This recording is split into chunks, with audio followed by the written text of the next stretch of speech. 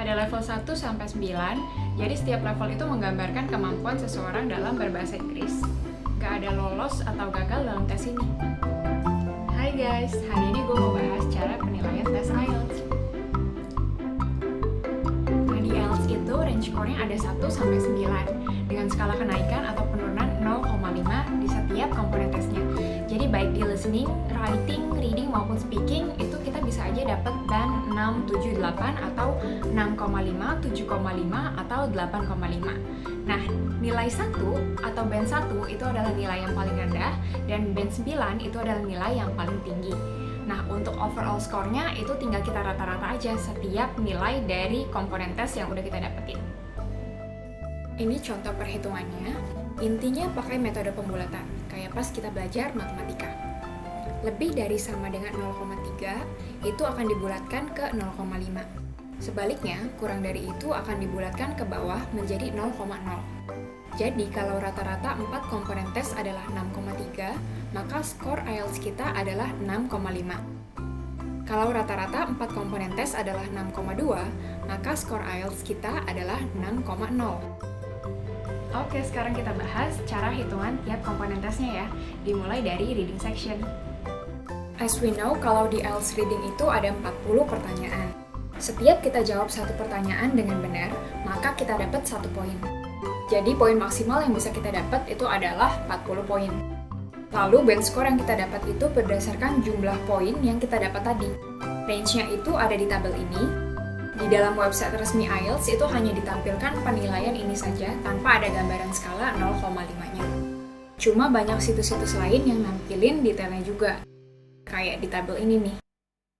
Di listening, sama seperti reading, di IELTS listening kita juga harus menjawab 40 pertanyaan. Lalu penilaiannya akan berdasarkan jumlah pertanyaan yang berhasil kita jawab dengan benar juga. Range-nya ada di tabel ini ya. Nah, kalau di writing, hasil tes kita itu dinilai oleh penguji IELTS yang memang udah terkualifikasi. Jadi mereka itu udah trained and monitored intensely supaya bisa tetap menjamin kalau penilaian yang mereka lakukan itu udah sesuai kualitas yang ditentukan oleh lembaga IELTS dan juga tetap konsisten. Minimal ada 2 orang yang akan menilai hasil tes writing kita. Bahkan terkadang tuh bisa sampai 3-4 orang gitu yang menilai tes writing kita. Jadi sebenarnya mau dimanapun kita tes atau siapapun pengujinya, seharusnya penilaian IELTS-nya itu udah terstandarisasi, jadi fair dan akurat gitu. Terutama karena yang nilai itu lebih dari 1 orang, harusnya penilaiannya nggak terlalu bias. Ada 4 kriteria untuk menilai kemampuan writing kita. Yang pertama adalah task achievement untuk writing task yang pertama, dan task response untuk writing task yang kedua. Lalu ada coherence dan cohesion, terus ada lexical research, dan yang terakhir adalah grammatical range and accuracy. Kalau untuk speaking, itu ada 4 kriteria juga untuk menilai kemampuan speaking kita. Yang pertama itu fluency and coherence, terus yang kedua itu lexical research, terus yang ketiga itu grammatical range and accuracy, dan yang terakhir adalah pronunciation. Nah, dari setiap penilaian komponen tadi, akhirnya di rata-rata jadi skor IELTS kita deh. Cara hitungnya itu kayak yang tadi gue jelasin di video awal ya.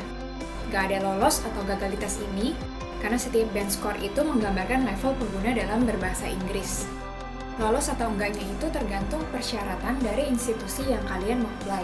Setiap institusi itu biasanya punya standar minimal IELTS yang beda-beda.